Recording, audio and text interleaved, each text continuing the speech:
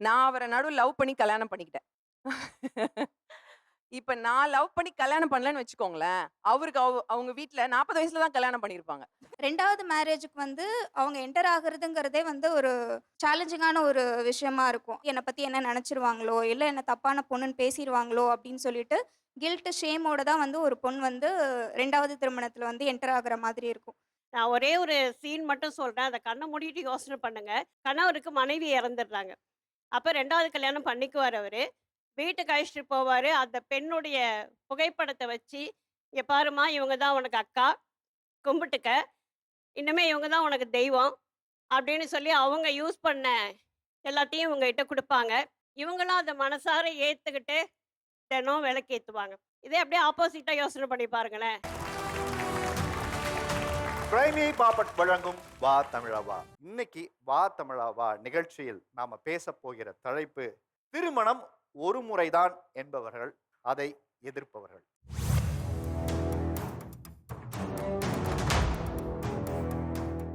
முதல் திருமணத்திற்கு வரன் தேடுவது, இரண்டாவது திருமணத்துக்கு வரன் தேடுவதில் உள்ள சிக்கல்கள், பிரச்சனைகள் என்னென்ன? முதல் திருமணத்துல வந்து எல்லாருமே சப்போர்ட் பண்ணுவாங்க. ஹேப்பியா அத பண்ணி வைக்கணும்னு நினைப்பாங்க.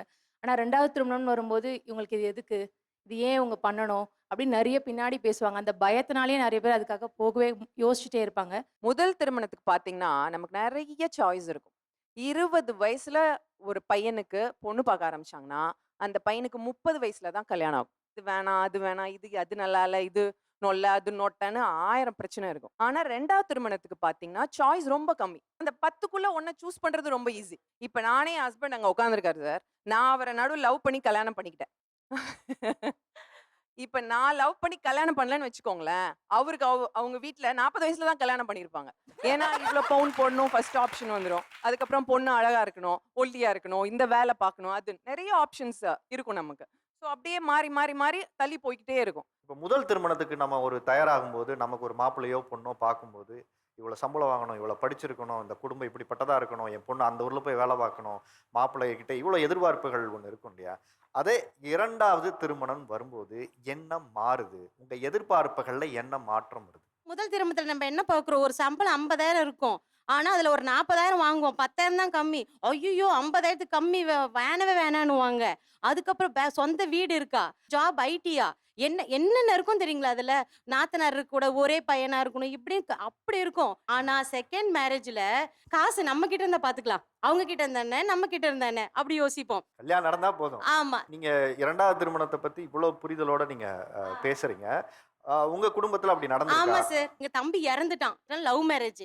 இப்போ நாங்க என்ன பண்ணோம்னா, அப்பா சொன்னாரு, "உனக்கு யாரைனா பிடிச்சிருந்தா சொல்லுமான்னாரு." அதே மாரி ஒரு 5 வருஷம் கழிச்சு, மாமா எனக்கு இந்த மாரி ஒருத்தர் ஆஃபீஸ்ல புடிச்சிருக்குன்னு, அவருக்கு இதுக்கும் ஃபர்ஸ்ட் மேரேஜ். 2 பேரையும் கூப்பிட்டு கேட்டாரு எங்க அப்பா. "என்னப்பா இந்த பொண்ண நீ கல்யாணம் பண்ணிக்க" ஏன்னா எங்க தம்பிக்கு ஒரு குழந்தை 2 வருஷத்துலயே ஒரு குழந்தை. அவன் ஒரு 4, 5 வயசுல இருந்தான். "நான் புடிச்சிருக்கு. நான் ஏத்துக்கிறேன்." அப்படி சொல்றான். அந்த ஏத்துக்கிறேன்னு கூட இல்ல. "ரொம்ப பிடிச்சிருக்கு." அப்படி சொன்னான். 2 பேரையும் கல்யாணம் பண்ணி வச்சாரு எங்க அப்பா.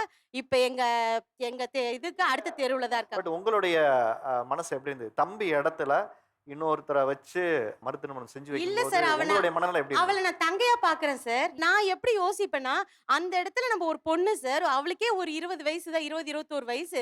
அவ இன்னும் எவ்ளோ வாழ வேண்டிய வயசு இருக்கு. தம்பி இறந்துட்டா. சடனா இப்ப அவ ஒண்ணும் பண்ணலையே. இன்னைக்கு ஒரு பொண்ணு இருக்கு. எங்க தம்பி பையனையும் அவன் நல்லா பார்த்துக்கிறான். ரொம்ப ஒற்றுமையா இருக்காங்க. அத பார்க்கும்போது உண்மையா கேட்டீங்கன்னா, ரொம்ப சந்தோஷமா இருக்கு. 2வது மேரேஜுக்கு வந்து அவங்க என்டர் ஆகுறதுங்கிறதே வந்து ஒரு சேலஞ்சிங்கான ஒரு விஷயமா இருக்கும். என்ன பத்தி என்ன நெனச்சுருவாங்களோ, இல்ல என்ன தப்பான பொண்ணுன்னு பேசிருவாங்களோ அப்படின்னு சொல்லிட்டு, கில்ட், ஷேமோட தான் வந்து ஒரு பொண் வந்து 2வது திருமணத்துல வந்து என்டர் ஆகுற மாதிரி இருக்கும். ஸோ இது வந்து சைக்காலஜிக்கலி அவங்களுக்கு it is equivalent to death. Like வந்து ஒரு பார்ட்னர் இருந்த இடத்துல, இன்னொரு பார்ட்னர அவங்க வச்சு பார்க்கணும். லைக் அதே பெட்ரூம்ல, இல்ல அதே அப்பா ஸ்தானத்துல, அதே ஹஸ்பண்ட் ஸ்தானத்துல இன்னொரு பெர்சன வச்சு பார்க்கறது அப்படிங்கிறதே வந்து it is both for men and women it will be difficult. நான் ஒரே ஒரு சீன் மட்டும் சொல்றேன். அத கண்ண மூடிட்டு யோசனை பண்ணுங்க. கணவருக்கு மனைவி இறந்துடுறாங்க. அப்ப 2வது கல்யாணம் பண்ணிக்குவாரு அவரு. வீட்டுக்கு அழைச்சிட்டு போவாரு. அந்த பெண்ணுடைய புகைப்படத்த வச்சு, "இங்க பாரும்மா, இவங்க தான் உனக்கு அக்கா. கும்பிட்டுக்க. இனிமே இவங்க தான் உனக்கு தெய்வம்." அப்படின்னு சொல்லி அவங்க யூஸ் பண்ண எல்லாத்தையும் இவங்ககிட்ட குடுப்பாங்க. இவங்களும் அத மனசார ஏத்துக்கிட்டு, தினம் விளக்கேத்துவாங்க. இதே அப்படியே ஆப்போசிட்டா யோசனை பண்ணி பாருங்களேன். கணவர் இறந்துடுறாரு. மனைவி அவங்கள வீட்டுக்கு கூட்டிட்டு வந்து அதே மாதிரி ஒரு புகைப்படத்தை காட்டி, இவங்க தான் உங்க அண்ணன். இவங்க கிட்ட நீங்க வந்து இவங்கள கும்பிட்டுக்கோங்க. அவர் கட்டிட்ட வேட்டி இது. அவர் போட்ட சட்டை இதுன்னு குடுத்துட முடியுமா சார்? அந்த நெனப்ப கூட மனசுல வச்சுக்க முடியாது சார். எதுல சிக்கல் இருக்கு? முதல் திருமணத்துக்கு வரன் தேடுவதா, இரண்டாவது திருமணத்துக்கு வரன் தேடுவதா? சார் என்ன பொறுத்தவரைக்கும் 2வது திருமணம் தான் சிக்கல் அதிகம். ஏன்னா செகண்ட் மேரேஜ்னு சொல்லும்போதே அவங்க ஒரு தப்பான பாயிண்ட் கொண்டு வந்துடுறாங்க. மாப்பிள்ளைக்கு என்ன ப்ராப்ளமோ இவளை விட்டுட்டு போயிட்டா. போற விஷயம் அவங்களால தான் இருக்கும். ஆனா மென்ஷன் பண்றது லேடிஸ். உங்களுக்கு கல்யாணம் ஆயிடுச்சா?